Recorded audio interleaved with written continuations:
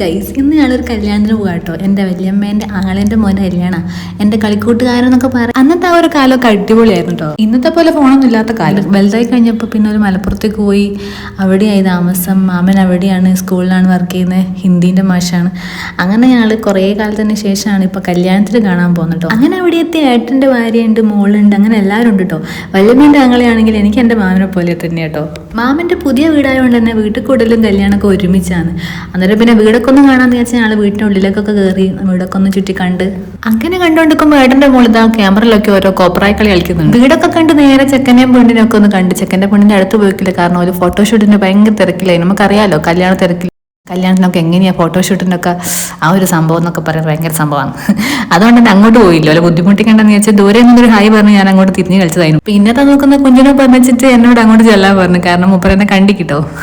അങ്ങനെ കല്യാണ ചെക്കൻ്റെ അടുത്ത് പോയി 2 ഫോട്ടോ ഒക്കെ എടുത്ത് അതൊന്നും എനിക്ക് വീഡിയോ എടുക്കാൻ പറ്റിയില്ല കേട്ടോ. അങ്ങനെ ആടുന്ന് നേരെ ഫുഡ് കഴിക്കാൻ പോയിട്ടോ. ഫുഡ് കഴിക്കാൻ പോയ ഒരാട് എനിക്കൊരു തിരുവാടും കിട്ടുന്നില്ല. കാരണം എന്തൊക്കെയാ കഴിക്കേണ്ടതെന്നുള്ള ഒരു കൺഫ്യൂഷൻ ആയിക്കല്ലോ എല്ലാം ഒരുമിച്ച് കാണുമ്പോൾ.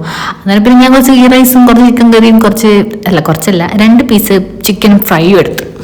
അതൊക്കെ കഴിഞ്ഞ് പിന്നെ ഞങ്ങൾ നേരെ കല്യാണ വീട്ടിലേക്ക് തന്നെ പോയി. അവിടെ കുറേ ആൾക്കാർ ഇനിയും കാണാനുണ്ടായിരുന്നു. വല്യമ്മേൻ്റെ അനിയത്തിൻ്റെ മക്കള്, പിന്നെ വേറൊരു ആങ്ങളേൻ്റെ മക്കള്. അപ്പോൾ അവരോടൊക്കെ സംസാരിച്ച് അവരോടൊക്കെ ഒരു സെൽഫി ഒക്കെ എടുത്തൊരു വീഡിയോ ഒക്കെ എടുത്ത് പോയി ഫുഡ് കഴിക്കാൻ പോയിട്ട് ഐസ്ക്രീം ഉണ്ടായിരുന്നു കഴിച്ചു. പക്ഷെ ഞങ്ങൾക്കത് കിട്ടിയില്ല, നിർഭാഗ്യവശാൽ അത് തീർന്നു പോയി.